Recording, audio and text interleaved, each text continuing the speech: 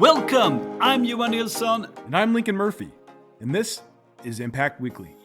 We're here to help you make your customers successful. Each week, we answer your most pressing customer success management questions by relying on our years of experience with companies around the world. Let's get this going.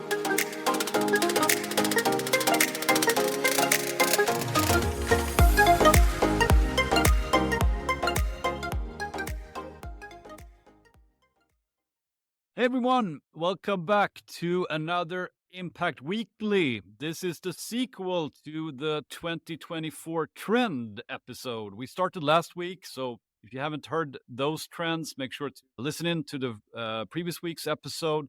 And now we will continue with some more trends that we see will happen in customer success coming in the next year. Now let's go. Another thing that's been around for a while, but maybe we should talk about that.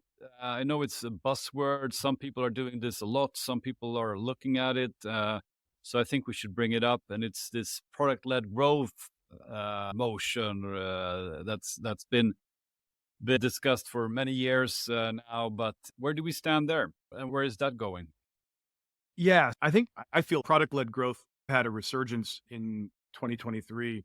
There was some M&A activity around some PLG companies like Atlassian bought Loom, for example. Right. And you just see there was some movement there so that it moved to the front again. And PLG, like you said, has been around for a long time. But the thing that always happens when PLG becomes a topic of conversation is that people have a misunderstanding of what PLG is. So we talk about PLG, product-led growth. Okay. Yeah. The idea is, at least in theory, that the product is everything that really matters. It's going to help you acquire the customer.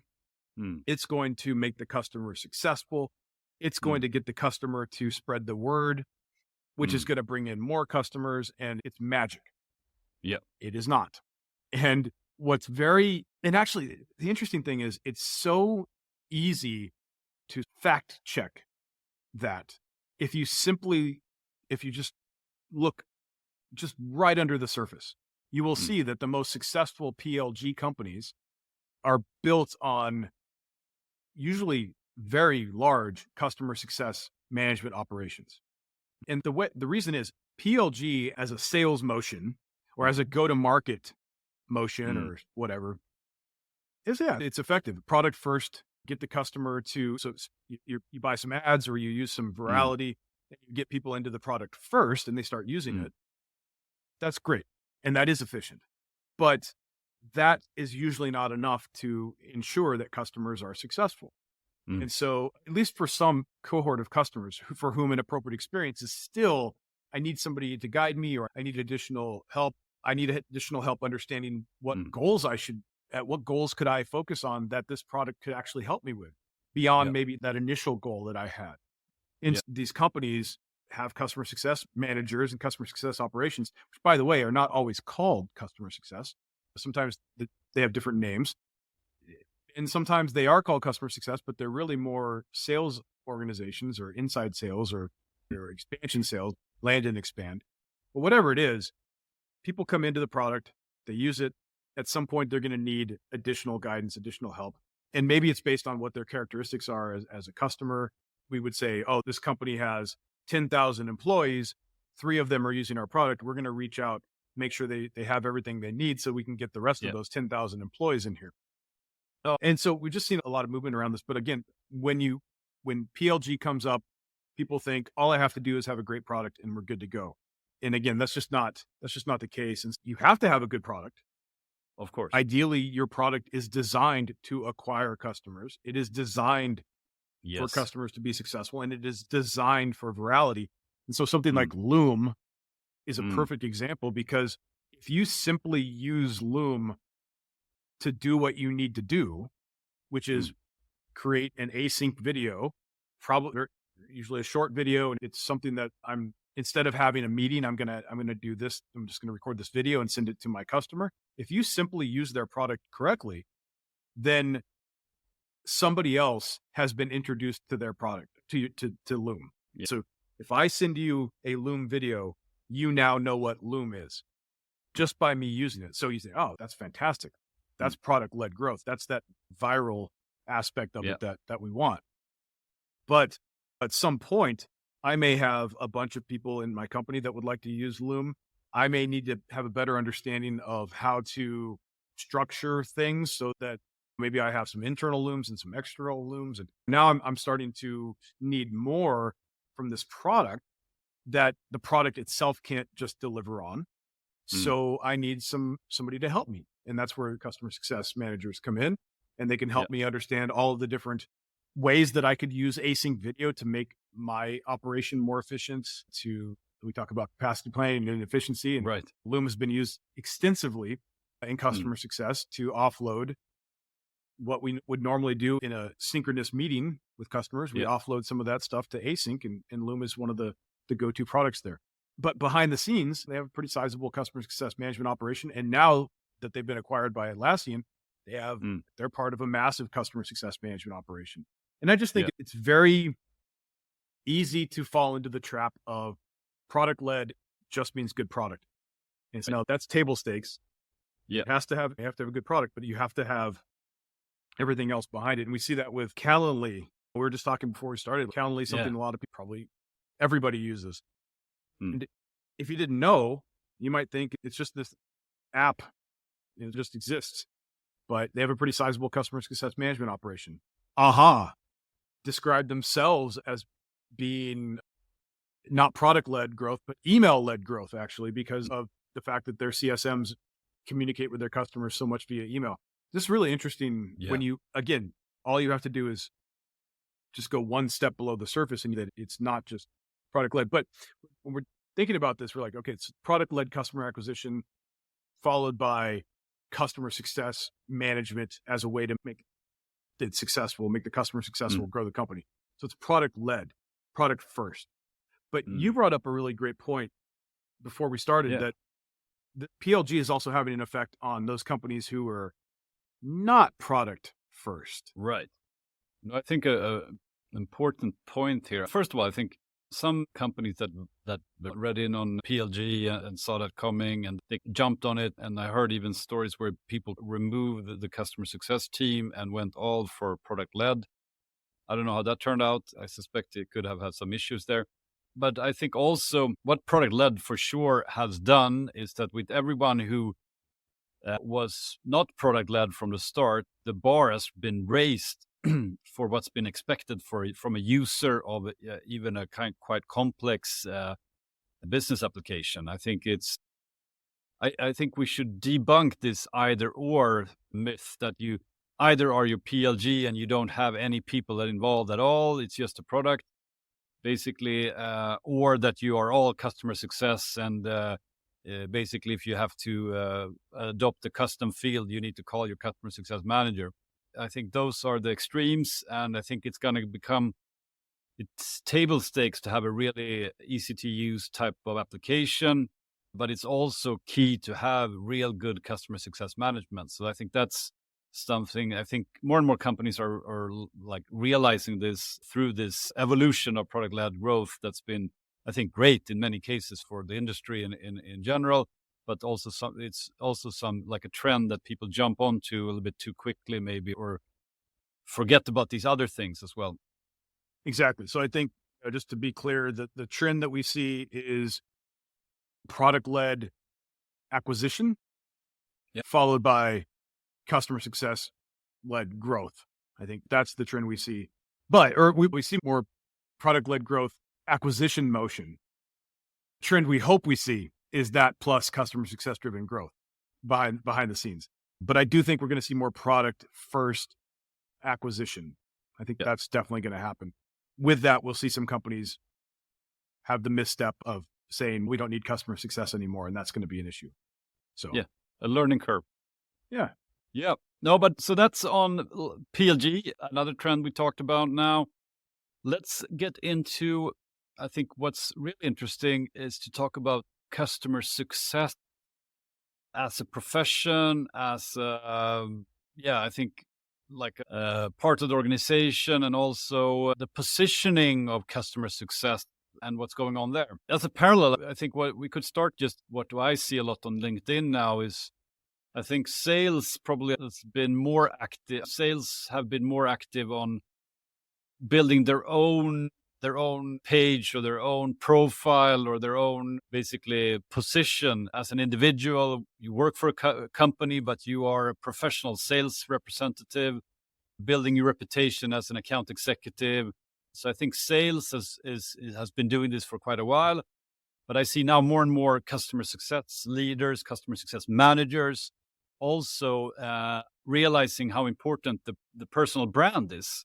Even if you work for a company, even if you work in a specific industry, you're a person, and there's a lot of value to build your own brand. For sure. I think the fact that it's something we've seen in sales for a long time makes sense. Salespeople promoting themselves, shocker. Right. But I think it's interesting if you break it down, you start looking at it, you're like, wait, this person seems to be just saying that they're a really good salesperson.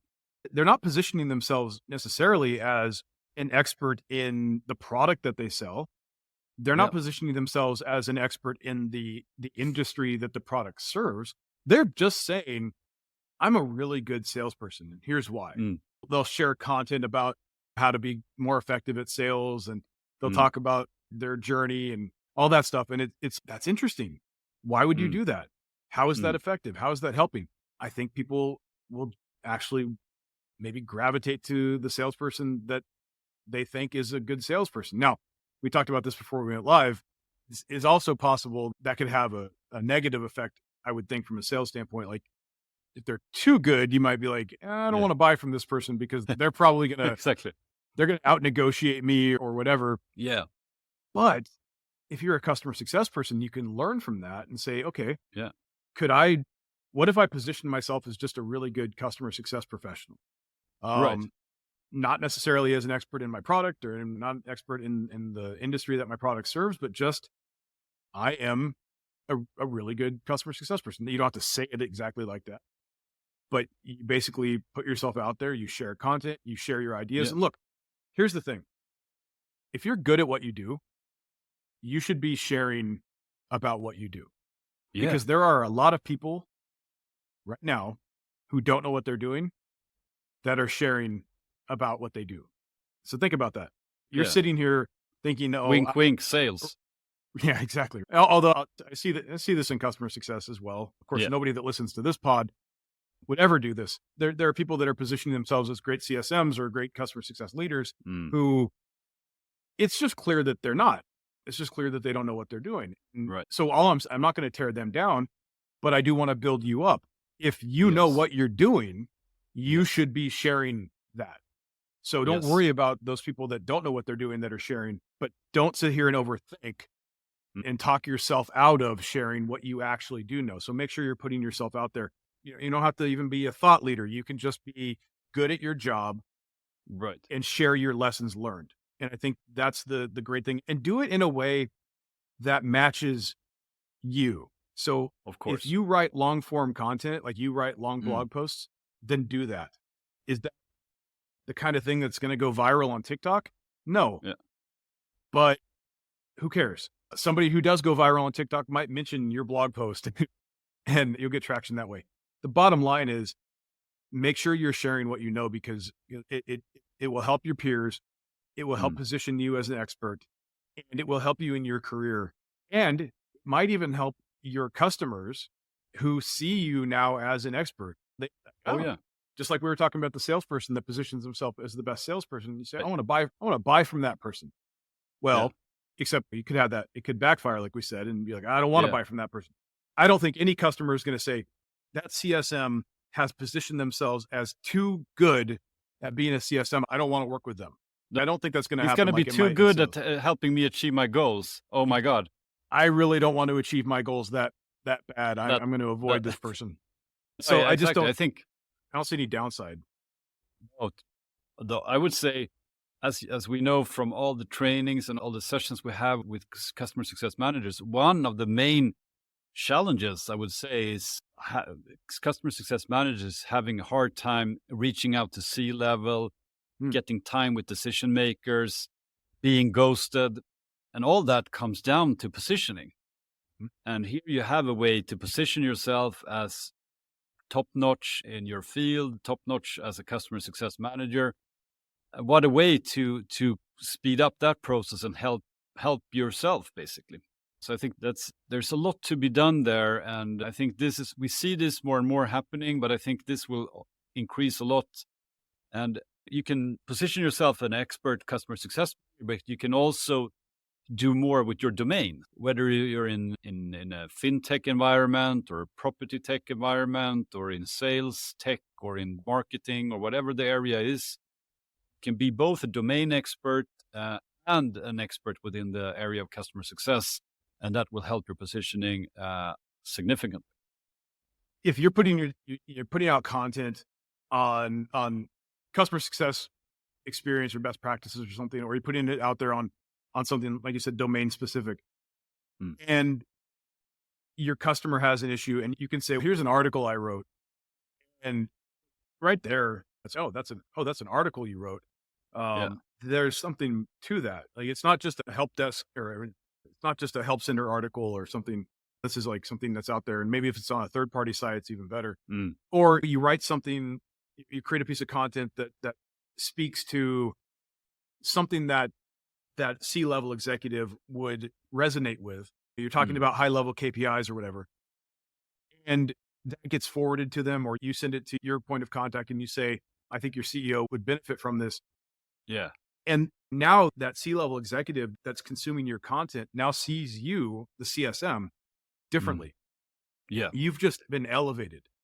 Right. Because you're speaking their language and you're putting out something that really resonates with them. There's a lot of benefit to this, even within just, let's say, your confined ecosystem. So we're not even talking about putting this out there for the greater, like for people to find you on Google or whatever. Just for your customers, this could be super beneficial. So put those things out there.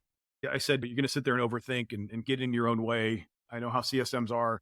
Rash generalizations notwithstanding, I know a tendency for CSMs is to get in their own way and not promote themselves. And I know this because at Impact Academy, we have thousands of people come through the training, and very few share their certificates with their bosses. I'm not even talking about posting those on LinkedIn. That's fantastic. Right. And of course, it helps us. They don't even share their accomplishments inside their company. Think about that. So it's amazing how often customer success professionals will get in the way of their own professional development.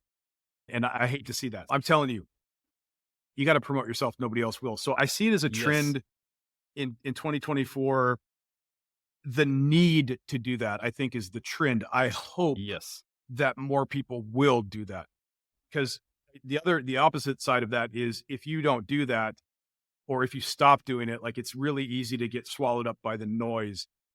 And some of that noise is other people saying how good they are when you're as good or better.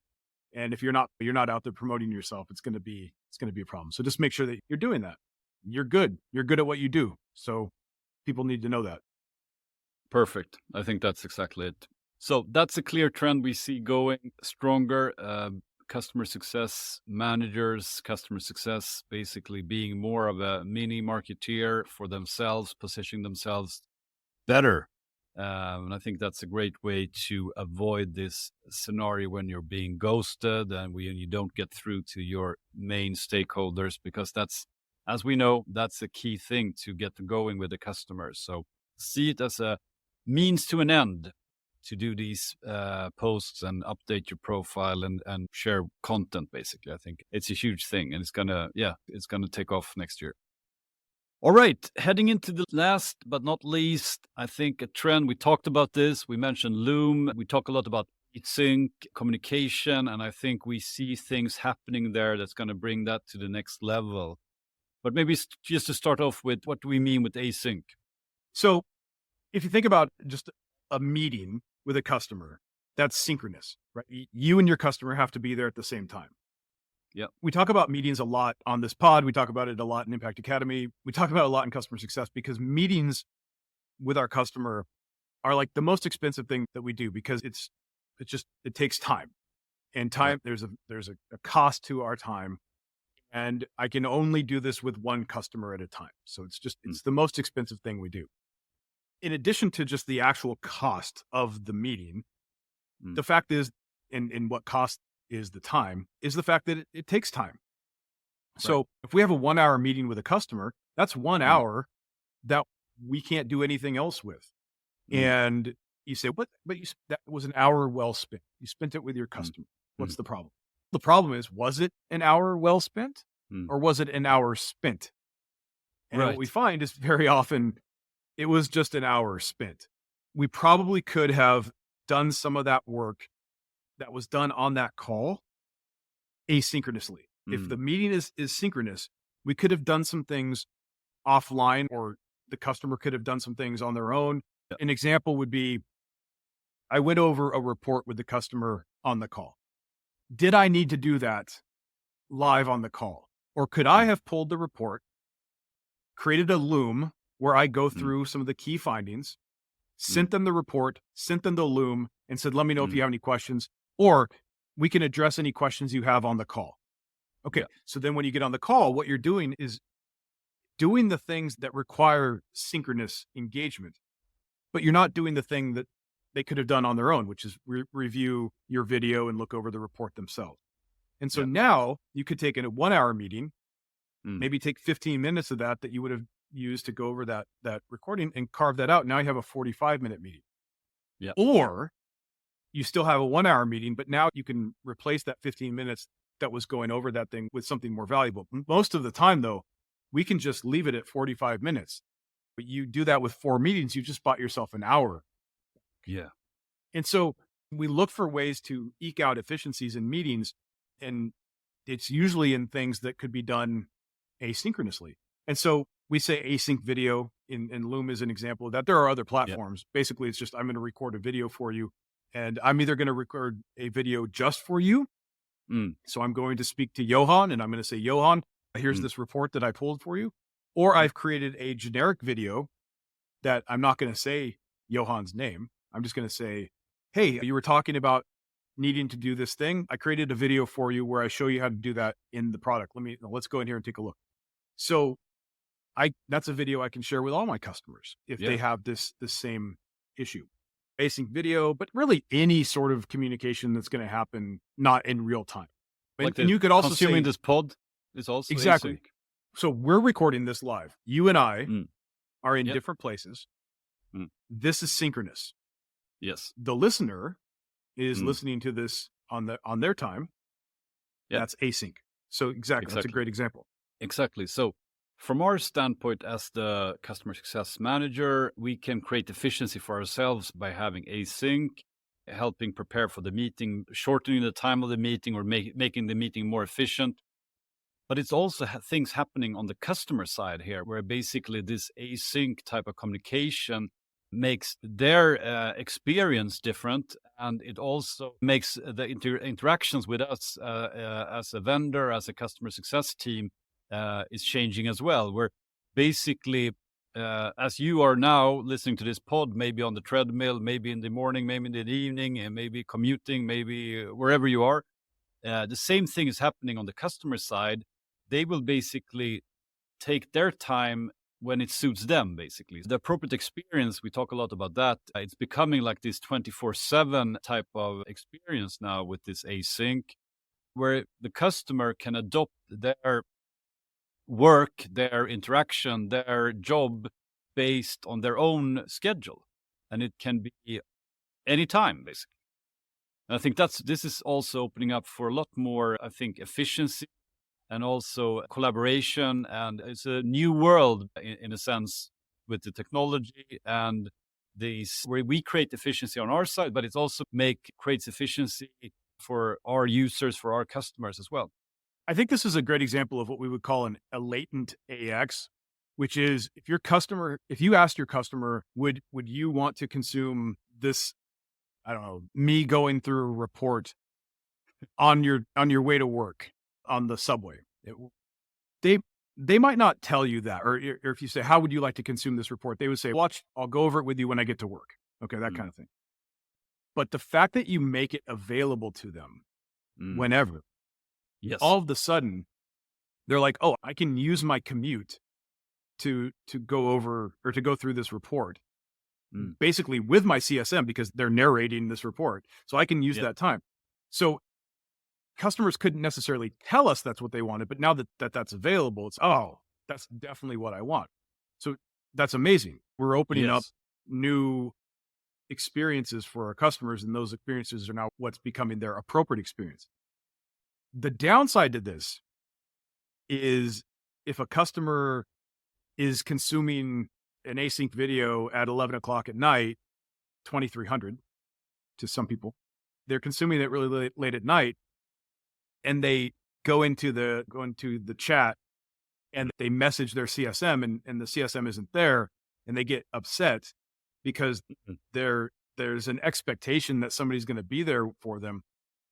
That's a problem. Now, I don't think any reasonable people wouldn't have the expectation that a CSM is going to be available 24/7, but I wouldn't count on that. Right. So I would make sure that you properly manage expectations. As long as expectations are properly managed, customers understand that when you consume this sort of outside the work hours for the CSM, that you're not going to have access to somebody to answer questions, that's fine. But it's where, just like so many of the things we talked about on in these upcoming trends, is like, if you just manage expectations, if you make sure that everything is structured well, this will be great. This will be a trend in your favor. But if you don't, it could actually backfire. It could be a problem. So just something to think about. But yeah, if you make sure everything's structured right and you're letting your customer know what to expect, so you're not invoking the surprises and the unknowns aspect of the three things that they hate, then you'll be in a much better place. Great put, Lincoln. All right, so that's a wrap. Those are the trends for 2024. And thanks for listening. Thanks for being part of this pod, and see you soon. And don't forget to send in your questions. We need more questions coming up for next year. We have a backlog, but we need more. So we want to hear from you. All the best. Thank you. Hey, thanks for listening. Do you want to bring your customer success to the next level? Check out Impact Academy. We have training programs for customer success managers and for leaders in customer success.